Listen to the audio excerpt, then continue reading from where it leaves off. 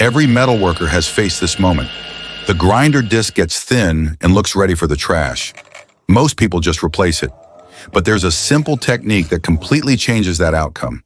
A smart adjustment gives the disc a second life. It cuts well, holds up under pressure, and feels almost new again. It's so obvious once you see it that you wonder why you didn't think of it sooner.